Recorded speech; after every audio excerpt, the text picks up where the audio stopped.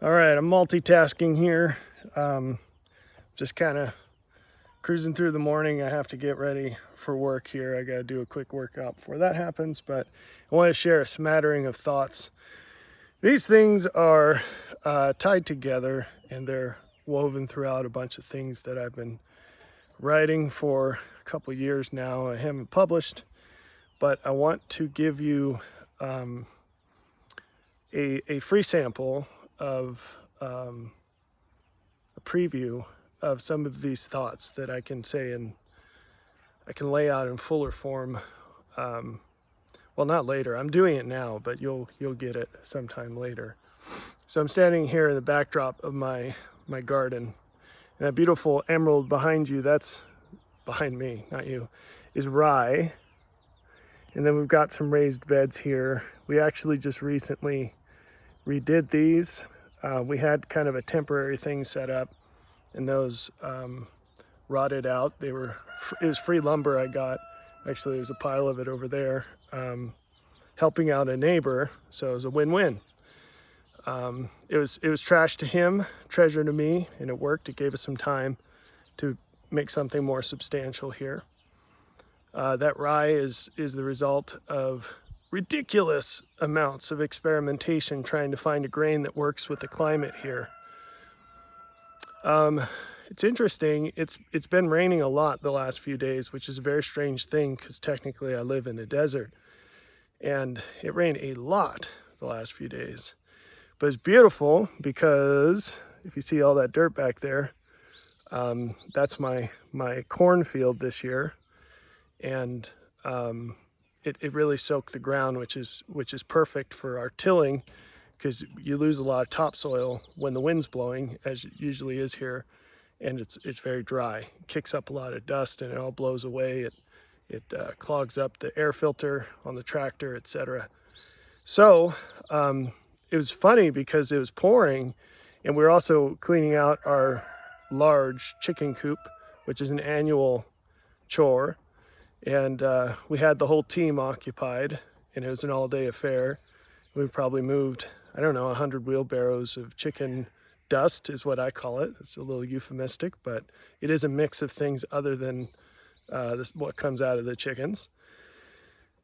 Because it's also a living compost heap. We put all of our garden waste in there at the end of the season, and then the chickens love that, and they just tear it all up. And we usually put some straw in there, sawdust, whatever. So it's a really great thing. And so we pull it all out and we put it all in that field. We spread it around, we till it in, we grow some corn.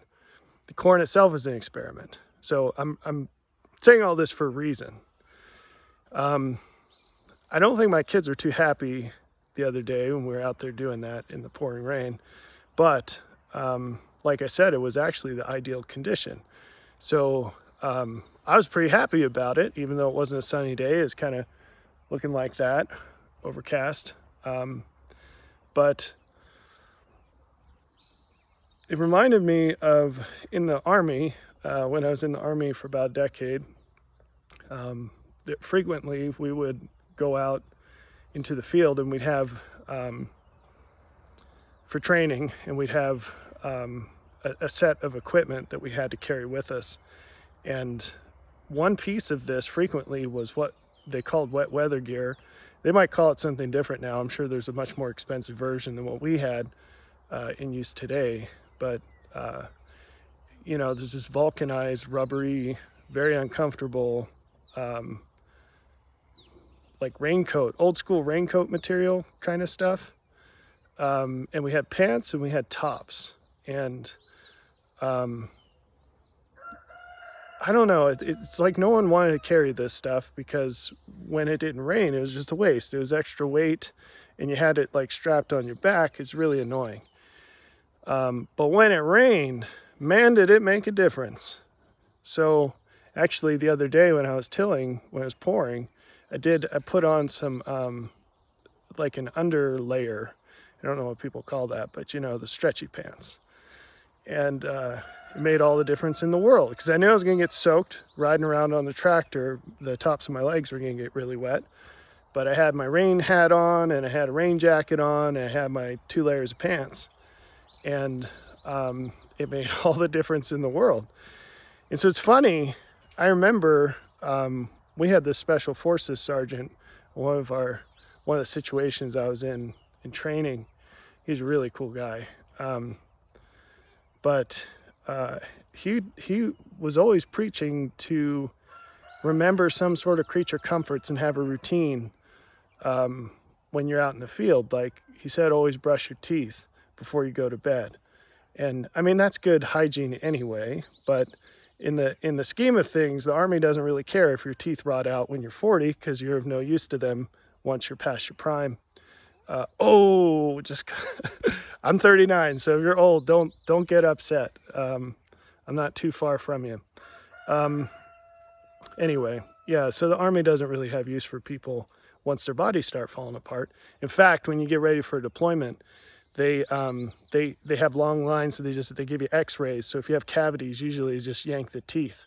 It's kind of crazy. At least that's what they did in my path through that. Maybe other people had better experiences, but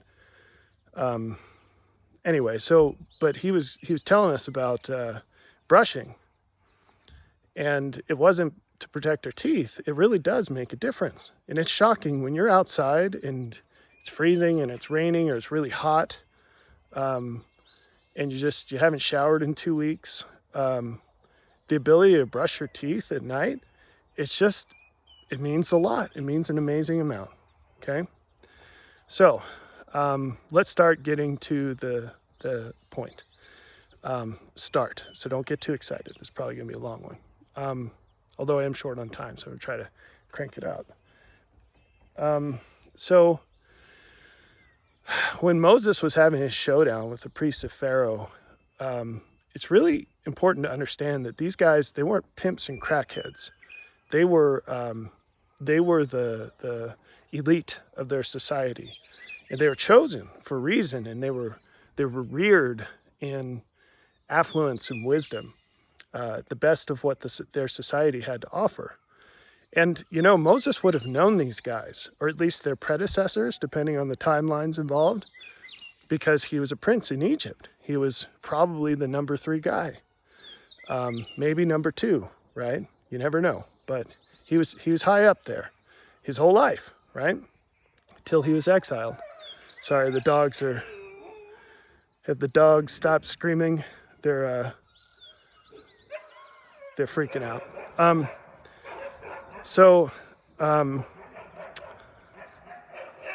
They're playing their little games with each other, trying to entertain, doing fake fights and things.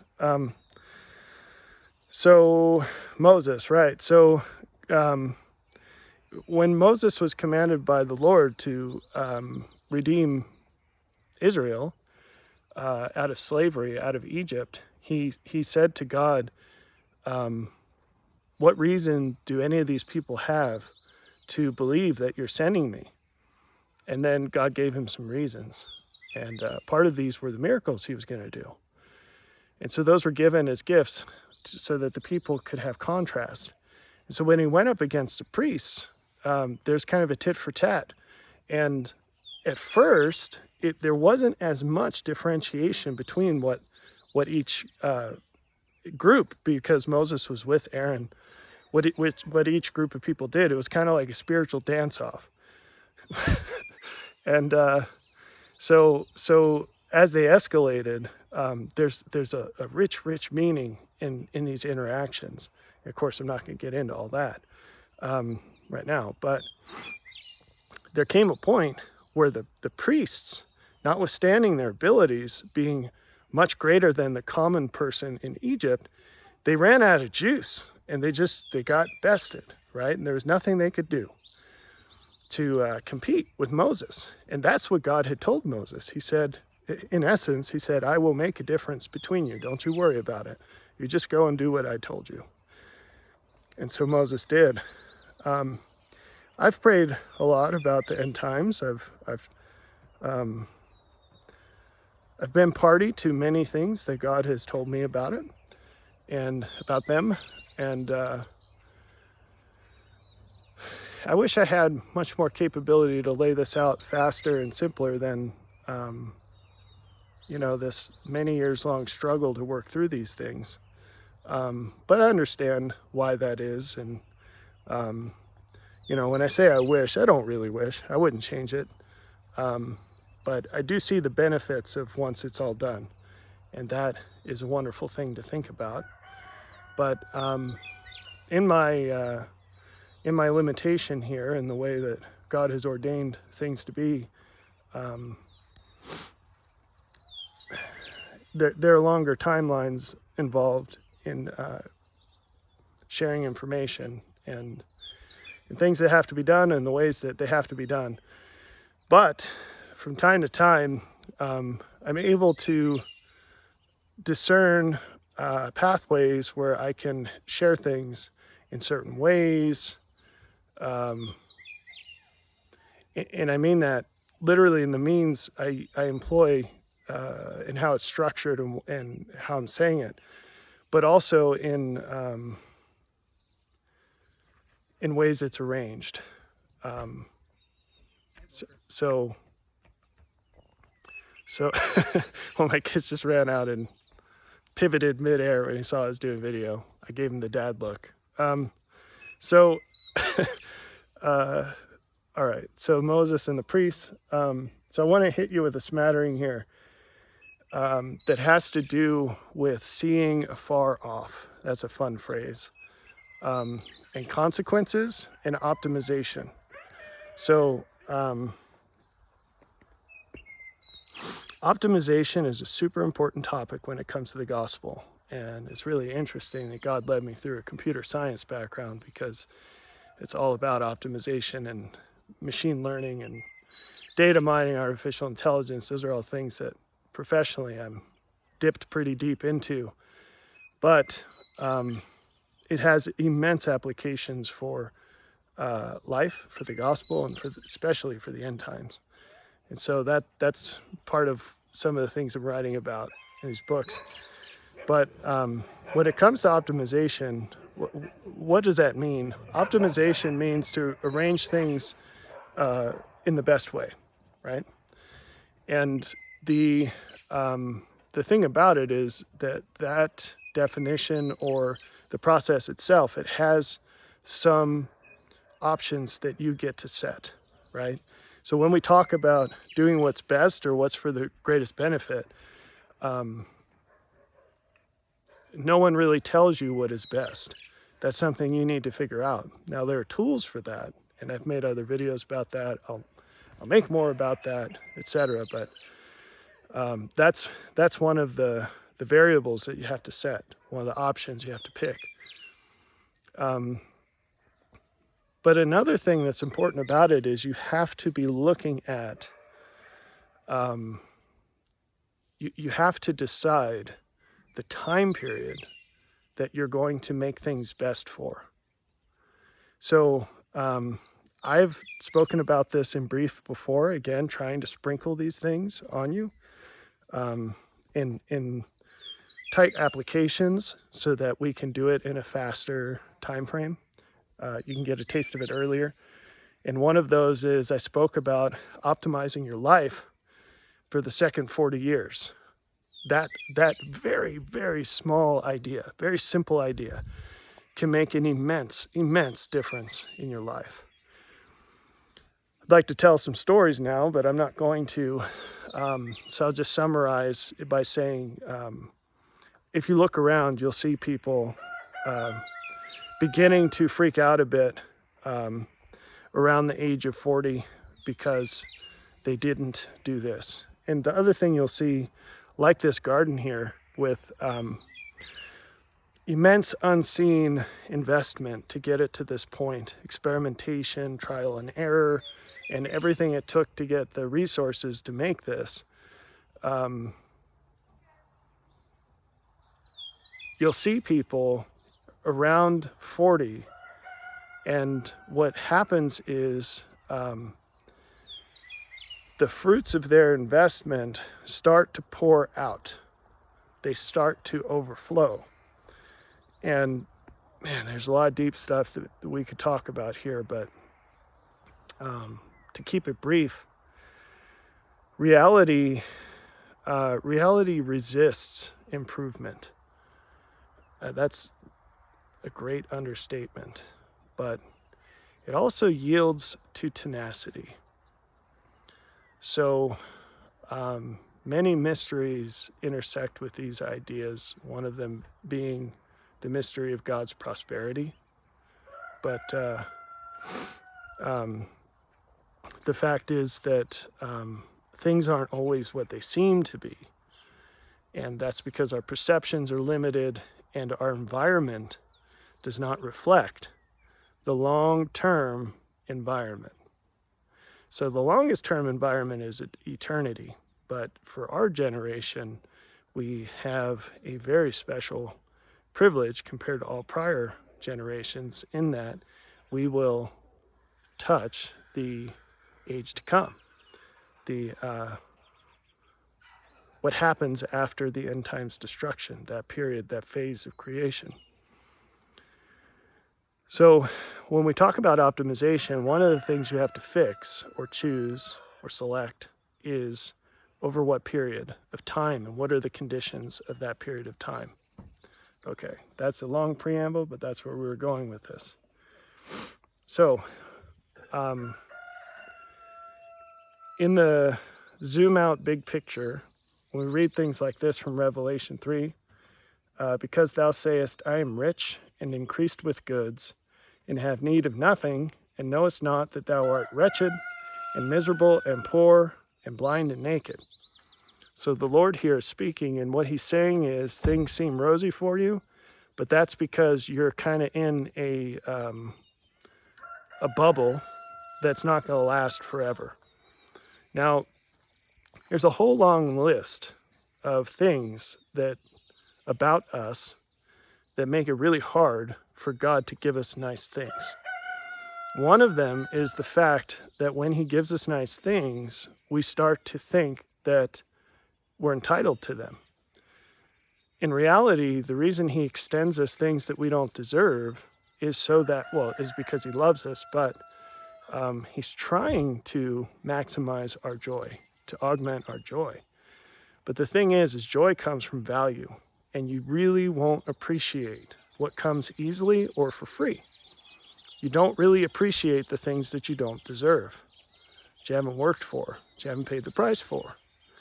And so there's a limit to how much he can give us without hurting us. And we determine what that limit is. And so if you want to receive more from God, the way is to come to the point where you deserve what you already have. The easiest way of doing that is to use it to its full extent to bless other people who likewise do not deserve it. In fact, the most wretched people you can find are the best ones, right? So that's a huge, huge, valuable idea. Anyway, so back to Revelation 3, the Lord's saying, look, you're in this bubble and you think that things are going great for you, but you don't understand where all this good came from and on what conditions. You don't get that those conditions aren't forever. They're subject to what you do, and you're not reacting in the right way. So let's continue. In verse 18, he says, I counsel thee to buy of me gold tried in the fire, that thou mayest be rich, and white raiment, that thou mayest be clothed, and that the shame of thy nakedness do not appear, and anoint thine eyes with eye salve, that thou mayest see. As many as I love, I rebuke and chasten. Be zealous, therefore, and repent. That's verse 19, that last bit. Okay, so he's saying, look, things are going to change. If you want to be prepared for the age to come, whether that be after you die or, in our case, literally just a little while from now on this earth, if you want to be prepared for the changes that come with all of that, you need to think about and figure out how that's going to be, and then orient your life to the best outcomes under those conditions. Optimize for eternity, right? So, then this last bit, as many as I love, I rebuke and chasten. there's some hidden meaning there. But if you read John 15 about the true vine, the very beginning, he says, he basically says, if you're grafted into him, you're going to bear fruit. And because he loves you, he will prune your fruit so that you could have more and better fruit. And that we could talk about for a very, very long time. But in the briefest terms, tying this with Revelation 3, what he's saying is all the good stuff that you have, that you don't deserve, that you're taking for granted, etc., I'm going to take it away so that you learn the true value of it. Because the point of it isn't the goodies. It's to convince you that God is good. And for you to focus your full desire on him. And to not surfeit yourself. That's a good scriptural word. But it means to gorge yourself, to overflow yourself on satiation. Like imagine going to a buffet and eating until you want to puke. There's in my youth an ill-fated chicken McNugget eating contest, which I won, but I regretted winning. So don't live your life like that. Instead, find out what has the true value and use every good thing that God gives you to teach you to trust him more than you do. And then when the good stuff goes away, good stuff in air quotes, it doesn't matter because you are tied right into the light. And you understand that all of those things were just temporary vehicles to flow God's light to you. It's like, have you ever driven by a nursery and you see all the trees and they have some that are in the ground and some in pots and some in big pots and some in small pots? I saw a guy once on YouTube. He's growing nut trees. I think they're walnuts. And so he just put like a bajillion walnuts in a raised bed and covered them with dirt. And then as they sprouted, he just pulled out the ones that sprouted and put them into little pots. And then he moved them into bigger pots. And then he moved them into bigger pots. So the whole point of that was to grow all the trees as much as they would be grown. And so he started by just chucking them all indiscriminately into a bed. Some of them didn't sprout. Then he took them all out of the bed and put them in a little pot, one each. And with every transfer into a bigger pot, there was more potential for greater growth. But the end of it all was to put them into the ground. The ground you could think of, and I already made this analogy with the pine cone video, as being tied fully into God. But there's a process for that. And too many people are using what is before them as if it were the end, instead of the means to the end. And because of that, God's going to take it away. God's going to take it away. If you look at the United States right now, we'll say North America, and well, let's say United States and Canada, because Mexico is an impoverished country. Hold on. Hey, keep it down. So, is an impoverished country. So, if you look at the bounty enjoyed by the United States and Canada, what you'll find is that if you had some filter and you said, of everything that people have, what do they deserve? It'd be almost nothing. Put another way, if you went through every single person and somehow you knew exactly every detail of their lives, if you asked how many people have actually paid the price for the blessings they enjoy, the answer's not zero, but it's pretty darn close. Now, there are some really deep, important lessons that are required to really understand or believe what I'm trying to tell you, but I'm telling you there will come a day when justice is applied to the United States and Canada and also to the world, but that's a separate situation. The US comes first and Canada, and there are reasons for that. But when that justice is applied, the only thing that comes through that filter is what is deserved. And for the vast majority of people who live here, it's not going to be a good thing, and they aren't going to make it. So to help us to that end, God is going to start zapping unmerited blessings out of our lives. And you are going to find how quickly, just how quickly, things can fall apart. And things could change and deteriorate. And if you've been to a third world country, you know what to expect. So,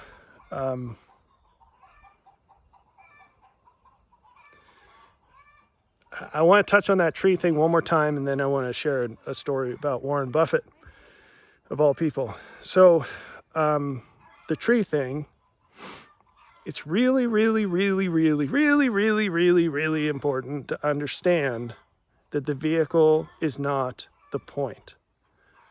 Okay? This echoes through so many things.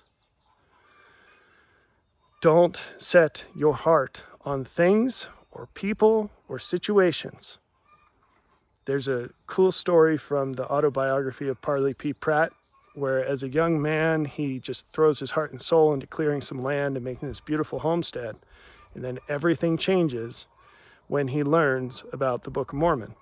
And he reads it in one night, and then he abandons everything that he found value in because he found something that was of greater value. Or you could read the New Testament, you see the same idea in the whole story of the pearl of great price. And there's this merchant, and he spends his whole career learning the value of things. And the second he sees something that's of tremendous value, but no one else sees that value, he sells everything he has to the people that think it's valuable, and then he goes and buys what he knows has greater value than all of it. God has greater value than anything. And anything that comes from him is better than anything that doesn't. And what comes from closer to him is way better than anything that comes further down. If you think of a river, it starts pure, coming out of a spring, and eventually it's all dirty because it picks up all the dirt along the way and whatever other garbage is being pumped into it or washed out into it if it's running by a chicken farm or something. So if you want pure water, you have to go to the source. And the closer to the source you get, the better the water is. Okay, so tying this up, when it comes to optimization, there's a really good quote, and I don't remember the quote, so I'll share the idea, from Warren Buffett, where he says, and I'm not saying model your life after Warren Buffett, but truth is truth. And he said something like, you make your money on the purchase, not the sale. And what he meant was, if you find something, it's called value investing, which is really hard to do these days for various reasons, mostly because our valuations are so corrupt. I'm not just talking about stock, I mean as a society, and that feeds into everything, including stock. But if you find something that's commonly regarded as not valuable, you have an opportunity to acquire it at a much lower price than what it's worth. And that is the message of the gospel, among many other messages. But this is one way to kind of boil it down to one idea, is this idea of buy of me gold tried in the fire, that you may be rich, in white raiment, that you may be clothed, and anoint your eyes with eye salve that you can see. From Revelation 3. God is the optimized man. He has already figured out the best of everything, and he has become the best of everything. And so it's impossible to find anything better than what God provides. It's impossible to be anything better than what God is. And so that path, and it is a path, it's not an outcome, it's a journey. It's a never-ending journey. It's a process. When you get on that process, that's entering into the way, you stay on that process, you become more and more like him. But no one's going to force you to do it. It's free in the sense that every step is facilitated by someone else who's paid the price. But to become, you actually have to change. He has the things of greatest worth, and we have to optimize by seeing them and obtaining them. And before everything falls apart, before justice is applied, these resources are abundant. Your ability, we've talked about this before, your ability to use the internet and all your free time and your indoor plumbing and climate control and your cheap food and your cheap clothing, your ability to use all these things to learn more about God and become more like Him is unmatched in history. The cost is less than it has ever been. When it starts changing, all of a sudden it won't be so inexpensive. And many things will simply not be available at all. The window is closing, the time is short. So the question is, how aligned is your life in every way to the abundant, free, the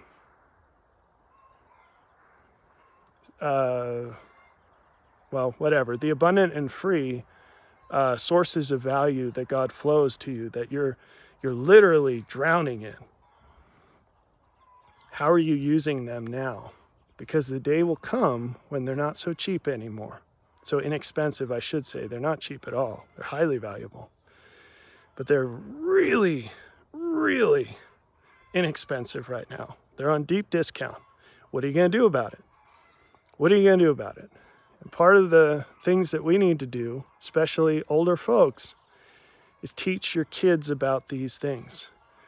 Now, the good news is, what if I'm 100% wrong in all I'm saying about the end of the world? Hey, okay, fine. Guess what?